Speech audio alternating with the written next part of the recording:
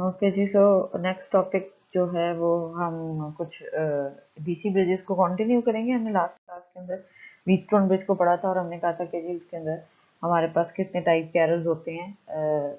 जो insensitive galvanometer हो उसकी हमने उसके लिए हमने ये किया था कि उसको ओवरकम करने के लिए हमने सेंसिटिव गैल्वानोमीटर की बात की थी कि अगर आप सेंसिटिव गैल्वानोमीटर यूज़ करेंगे तो हम इस एरर को ओवरकम कर सकते हैं। ओके। सो उसके बाद दूसरा था हमारे पास लीड वायर एरर का। सो लीड वायर एरर ये कहता था कि अगर आपके पास जो अननोन आर्म इस आर एक्स के अंदर लंबी लीड्स लगी हुई हो, सपोज हम उस लीड वायर को कह देते हैं कि ओवरऑल रेजिस्टेंस को कह देते हैं आर वाई। सो अगर हम उसको आर एक्स के अंदर काउंट करें तो हमारे पास जो हम टोटल रेजिस्टेंस काउंट करते हैं वो actually R X plus R Y होती है, जबकि ये लीड वायर की रेजिस्टेंस है। जबकि आपको उसमें से डिफ्रेंशिएट करना मुश्किल हो जाता है कि आर एक्स की वैल्यू क्या होगी, तो गलत रीडिंग आती है। सो दैट्स वाई हमने इस लीड वायर की रेजिस्टेंस के इफेक्ट को ओवरकम करने के लिए केल्विन ब्रिज की तरफ गए। सो केल्विन ब्रिज ये कहता है कि आपने जो लीड वायर की रेजिस्टेंस है ना उसको अकेला इस आर एक्स वाली आर्म के अंदर नहीं लगाना, इस आर्म के अंदर नहीं लगाना, आपने उसको डिवाइड कर देना है। और कैसे डिवाइड करना है, आपने उसको इस R3 और RX वाली ब्रांच के अंदर डिवाइड कर देना है। यानी RY को आपने, सपोज RY ये है, RY ये लीड है और इसको आपने इस तरह से डिवाइड किया कि इसका सेंटर पॉइंट दैट ये, अच्छा ये भी बात याद रखनी है कि ये नॉट एग्जैक्टली सेंटर, ये बिल्कुल इसका सेंटर नहीं होता, इसकी रेशो एडजस्ट की जाती है। वो मैं अभी बताती हूँ आपको कि रेशो कैसे एडजस्ट की जाती है। दिस इज एम पॉइंट, ये एम पॉइंट है और ये एन पॉइंट है। सो हमने इस रेजिस्टेंस को इस तरह से कनेक्ट किया, ये यहाँ पर जो आपके पास ए और बी सी लिखा हुआ आ रहा है, ये एक्चुअली जो बुक में आपके यूज हुआ है, यहाँ पर ये A R Y is equal to R A B plus R A C है। ये आप ए और बी देख रहे होंगे। सी बुक में आपके पास एम और एन लिखा हुआ, सो इसलिए मैंने यहाँ पर एम और एन बना दिया सो दैट कि आप कंफ्यूज ना हो। एनीवे, सो ये हमारे पास, हम इसको ऐसे एडजस्ट करेंगे कि जो आर ए बी यानी आर एम की जो रेजिस्टेंस है वो प्रोपोर्शनल हो आर टू से, और आर बी सी यानी आर एन पी की जो रेजिस्टेंस है वो प्रोपोर्शनल हो आर वन की। यानी आर वन, अगर हम इसको इस तरह से लिखें that R one over R two की रेशो की इक्वल होना चाहिए। आर वन के साथ है आर बी सी और आर टू के साथ है आर ए बी। सो ये इसलिए मैंने आपको कहा कि ये जो सेंटर पॉइंट थी, ये centre point actually exactly centre point नहीं होता, बल्कि हम इसकी रेशो के मुताबिक इसको एडजस्ट करेंगे। ओके। सो इसके बाद क्या होगा कि ये वही एम एम और बी वाली शेप है जो कि एक्चुअली आपकी बुक में बनी हुई है। सो यहाँ पर हम इसको अपनी मेन इक्वेशन के अंदर सब्स्टिट्यूट करते हैं। उसके लिए हमने करना ये है कि हमने आर एन पी की वैल्यू फाइंड करनी है और आर एन पी की वैल्यू फाइंड करनी है। अलग से इन दोनों की वैल्यूज फाइंड करने के बाद उसको मेन इक्वेशन के अंदर जब हम सब्स्टिट्यूट करते हैं तो फाइनली हमारे पास इसके अंदर अगर आप सब्स्टिट्यूट करें, तो मैंने फूड क्लास में भी करवाया था, हम इसके अंदर सब्स्टिट्यूट करें तो हमारे पास एक आर एक्स की वैल्यू आ जाती है। अगर आप रिकॉल करें तो ये जो आर एक्स की वैल्यू आ रही है येलो के अंदर हाईलाइटेड, ये वही वैल्यू है जो कि व्हीटस्टोन ब्रिज की के अंदर निकलती थी। तो इससे हमने ये प्रूव किया कि हम effect of leading lead wire को कंपनसेट कर सकते हैं बाय यूजिंग केल्विन ब्रिज। सो इसका मैं प्रूफ ग्रुप पे भी शेयर कर दूंगी अगर आपको इसके अंदर प्रूफ के अंदर प्रॉब्लम होता है। सो प्रूफ कोई बहुत डिफिकल्ट नहीं है, मैं उसको थोड़ा सा एक्सप्लेन कर देती हूँ कि हमने उसको कैसे निकालना है। हम सबसे पहले इसकी इक्वेशन लिखते हैं। वो इक्वेशन हमारे पास क्या है जी, कि हमारे पास इक्वेशन जनरल फॉर्म में होती थी R X is equal to R three R two over R one. ठीक है जी। सो चूंकि ये थोड़ा सा ब्रिज रीअरेंज है इसलिए उसने इक्वेशन को थोड़ा सा इस तरह लिखा है। चले हम इसी को देखते हैं, एक्चुअली उसने ब्रिज को रीअरेंज कर दिया, उसने इसको थोड़ा सा टिल्ट कर दिया सिर्फ इसलिए कि गैल्वानोमीटर यहाँ पर नजर आए। सो यहाँ पर आर एक्स के साथ अकेला आर एक्स नहीं है, अब उसके अंदर ये वाली ब्रांच ऐड हो रही है, एन पी वाली ब्रांच, आर एन पी ये वाली ऐड हो रही है, ये एन पी ऐड हो रहा है। सो आर एक्स को इसलिए उसने आर एन पी लिखा। उसके बाद जो आर थ्री है that is not exactly R three, उसके साथ आर एन पी ऐड हो रहा है। सो इसलिए ये क्वेश्चन चेंज होके हो गई R X plus R N P, यानी आर एक्स की नई value and R three plus R N P, ये इस तरह से चेंज होगी। उसके बाद हमने R1 और R2 तो चूंकि सेम था वो इसमें ऐसा आ गया। सो हमें चाहिए आर एन पी की वैल्यू और आर एम पी की वैल्यू। सो हम इस इक्वेशन जो हमारे पास मेन इक्वेशन है that was R N P over R M P is equal to R N P किसके साथ है, R1 के साथ है, उसकी रेशियो उसके साथ होगी और दिस इज R2। सो यहाँ से हम इसको सब क्रॉस मल्टीप्लाई करें तो हमारे पास एक आर एन पी की वैल्यू आ जाएगी। इसको हम जाके मेन इक्वेशन में सब्स्टिट्यूट करें। ये सारा कुछ हम इसलिए कर रहे हैं कि हमें बेसिकली आर एन पी और आर एम पी की वैल्यू चाहिए, ये हमने इसको रीअरेंज भी किया।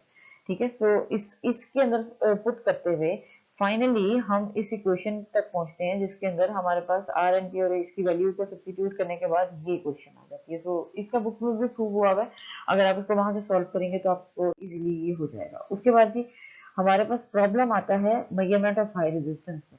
सो हाई रेजिस्टेंस क्या होती है जी, हाई रेजिस्टेंस जनरली होती है इंसुलेशन की रेजिस्टेंस। ठीक है, आपने इंसुलेशन की रेजिस्टेंस मेजर करनी पड़ गई है आपको, और लीकेज रेजिस्टेंस ऑफ कैपेसिटेंस। तो कैपेसिटेंस की लीकेज रेजिस्टेंस वो भी बहुत हाई वैल्यू की होती है, मेगा ओम्स में होती है, या resistance of high circuit element, या ऐसी रेजिस्टेंस जो कि वैसे ही मेगा ओम्स में है उसको मेजर करना पड़ जाए, तो फिर उसको व्हीटस्टोन ब्रिज में हम कैसे यूज करेंगे। उसके लिए प्रॉब्लम ये होता है कि जब वो व्हीटस्टोन ब्रिज के अंदर हमारे पास इस तरह से ब्रिज के फॉर्म के अंदर हाई रेजिस्टेंस लगी हुई हो, तो जब आप करंट फ्लो करवाते हैं तो करंट को बहुत मुश्किल लगता है कि वो उस हाई रेजिस्टेंस के अंदर से गुजरे।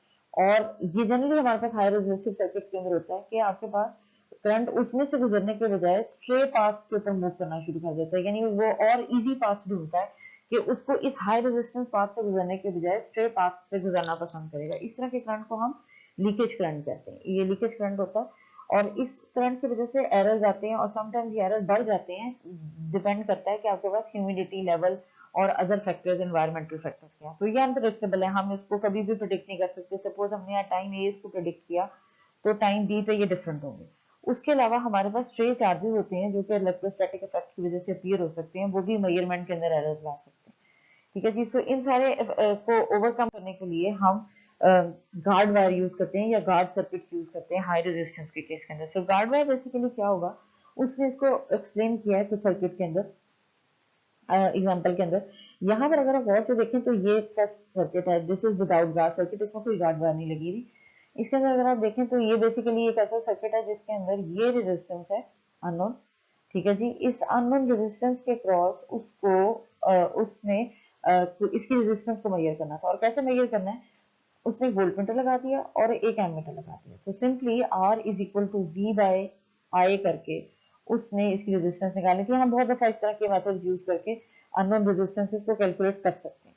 ठीक है जी, सो हमारे पास हुआ क्या कि चूंकि ये रेजिस्टेंस बहुत हाई वैल्यू की थी, इसलिए यहाँ से जब करंट फ्लो होना शुरू हुआ तो उस करंट ने को कोई ऐसी पाथ मिल गया, स्ट्रे पाथ मिल गया जिसमें से वो करंट लीक करना शुरू कर गया। ये वो लीकेज पाथ दिखा रहा है।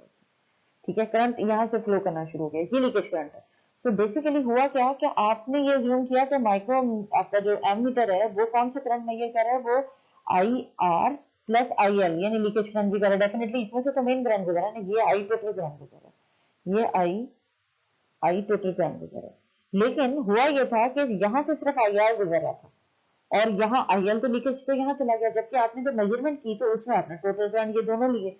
सो वोल्टेज का तो कोई प्रॉब्लम नहीं है। सो आपके पास एरर मिस रीड आया क्योंकि आपने इस आईएल वाले करंट को थोड़ा सा ज्यादा मेजर कर लिया जो कि लीक हो गया था। इसको ओवरकम करने के लिए हमने क्या किया, हमने ये किया कि हमने एक गार्ड वायर लगा दिया, गार्ड टर्मिनल लगा दिया। हमने ये कहा कि जो भी करंट लीक हो रहा है उस करंट को हम लीकेज करंट को हम बाईपास कर देते हैं, और वो बाईपास करके हमने कहा किया इसके साथ पैरेलल में कनेक्ट कर दिया। ये गार्ड वायर है। सो जिस करंट ने भी लीक करना होगा उस मेन टर्मिनल से, क्यों इस टर्मिनल से लीक करते हैं, क्योंकि यहाँ पर एक हाई रेजिस्टेंस लगी है। सो कुछ करंट आई आर उस हाई रेजिस्टेंस से गुजरेगा, बाकी रिमेनिंग जो करंट होगा वो लीक करने की कोशिश करेगा, यानी स्ट्रे पाथ ढूंढेगा। और उस स्ट्रे पाथ को हम चाहते हैं कि उस करंट को हम इस एमीटर में ऐड ना करें। वो फ्लो तो करेगा, वो कहाँ से फ्लो कर रहा है, बेसिकली वो इस बैटरी से फ्लो कर रहा है। वो फ्लो तो करेगा लेकिन हमने इस नोड पे जाके उसको डिवाइड कर दिया, यानी जितने करंट ने यहाँ से निकलना है वो निकल जाए, बाकी सारा करंट उस आई आर से गुजरेगा। तो ये चूंकि इसके साथ अक्रॉस लग गई है, इसलिए अब ये एमीटर जो आपके पास एमीटर लगा हुआ है ये सिर्फ आई आर को मेजर कर रहा होगा। So this will give a correct reading now. So ये बेसिकली कॉन्सेप्ट होता है हमारे पास गार्ड वायर का या गार्ड सर्किट का, जो कि हम हाई रेजिस्टिव सर्किट्स के अंदर यूज करते हैं। तो यहाँ पर आपके पास सेम प्रिंसिपल फॉलो हो रहा है कि ये हमारे पास एक बाइंडिंग पोस्ट है जिसके दरमियान हमने एक इंसुलेटर लगाया हुआ है जिसकी हमने RX रेजिस्टेंस को मेजर करना है। सो पीछे से जो ये करंट आ रहा है डेफिनेटली ये बैटरी सोर्स से आ रहा होगा, जो करंट फ्लो करता हुआ आ रहा है वो IX है। सो हमने ये जूम किया कि इस रेजिस्टेंस जितना करंट पीछे से आ रहा था वो सारा का सारा IT इसमें से गुजरेगा, जबकि ऐसा नहीं हुआ, वो करंट दो पार्ट में स्प्लिट हो गया, लीकेज करंट और IX में। सो कुछ करंट IX इसमें से गुजरा, रिमेनिंग लीक कर गया।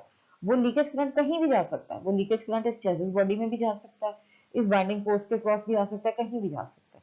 ठीक है, सो इस तरह से जो हमारे पास रीडिंग आएगी वो इनकरेक्ट हो सकती है। उसके लिए उसने एक सिंपल गार्ड सर्किट बताया, यहाँ पर उसने कंडक्टिव वायर लगा दी है, ये गार्ड वायर है।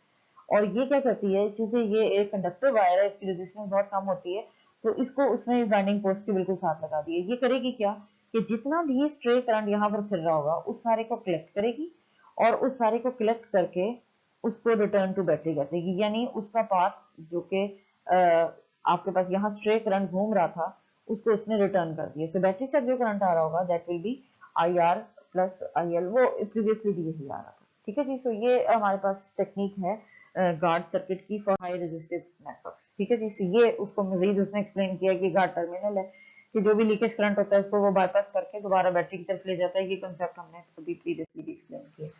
अच्छा जी, उसके बाद आपके पास इस एग्जांपल को मैं क्लास में भी एक्सप्लेन कर चुकी हूँ कि अगर आपके पास एक insulation of a metal sheet cable हो जिसकी जिसको अच्छा जब भी आप हाई रेजिस्टेंस मेजर कर रहे थे तो आपको सप्लाई वोल्टेज को भी थोड़ा सा ज्यादा रखना पड़ता है। करंट जो आपके पास 5 microampere is measured when the components are connected without guard wire. जब कंपोनेंट्स को विदाउट गार्ड वायर कनेक्ट किया गया था उस टाइम आपके पास 5 माइक्रोएम्पेयर करंट मेजर हो रहा था। ठीक है जी, सो इसका मतलब ये है कि 5 माइक्रोएम्पेयर करंट के अंदर लीकेज करंट भी होगा और उसके अंदर जो RX में से करंट फ्लो करा वो भी होगा। The circuit is connected with guard wire, जब सर्किट को विद गार्ड वायर कनेक्ट किया तो करंट डेफिनेटली जब आप गार्ड वायर लगाएंगे तो जो सर्किट करंट माइक्रोएम्पेयर मेजर करेगा वो 1.5 करेगा, क्योंकि बाकी सारा तो लीक कर जाता है। सो अब आप एज्यूम करें यहाँ पर जो इसने लिखा है वॉल्यूम रेजिस्टेंस का मतलब ये है जो कि एक्चुअल अननोन में से फ्लो कर रहा होगा, और सरफेस लीकेज रेजिस्टेंस का मतलब ये है, IS का मतलब ये वो करंट होगा जो कि लीक कर गया होगा। सो एक्चुअल जो वॉल्यूम करंट है वो 1.5 माइक्रोएम्पेयर है, और यहाँ से उसने इस फार्मूला के थ्रू जो वैल्यू निकाली वो ये निकाली, यानी एक्चुअल जो अननोन इंसुलेशन की वैल्यू आ रही थी वो ये थी। जबकि आपके पास अगर आप 5 माइक्रोएम्पेयर गार्ड वायर ना लगाते तो आप 5 माइक्रोएम्पेयर का करंट मेजर करते और जो एक्चुअल आपके पास रेजिस्टेंस आती वो ये आती। सो इतना एरर आपको बेयर करना पड़ता, आज जो आप मेजर कर रहे हैं रेजिस्टेंस वो लेस होती। सो गार्ड वायर से आपके पास जो रेजिस्टेंस की वैल्यू आई है दैट इज एक्यूरेट। ओके जी, उसके बाद हमारे पास नेक्स्ट टॉपिक है AC ब्रिजेस का। सो AC ब्रिजेस हमारे पास बिल्कुल वैसे ही होते हैं जैसे DC ब्रिजेस होते हैं। डिफरेंस सिर्फ ये है कि यहाँ पर अब रेजिस्टेंसेस नहीं है बल्कि सर्किट के अंदर इम्पिडेंसेस लगी हुई है। इम्पिडेंसेस आपको पता है that can be simple resistance, that can be a resistance capacitor combination, that can be a resistance inductor combination, that can be a capacitor inductor combination and that can be simply capacitor and simply inductor. ठीक है, सो ये सब के सब impedance के form के अंदर आते हैं, और हमारे पास ऑब्वियसली अब AC सप्लाई के अंदर उसका मैग्नीट्यूड ही मैटर नहीं करता, उसकी फ्रिक्वेंसी भी मैटर करती है। सो रूल हमारे पास यही होगा।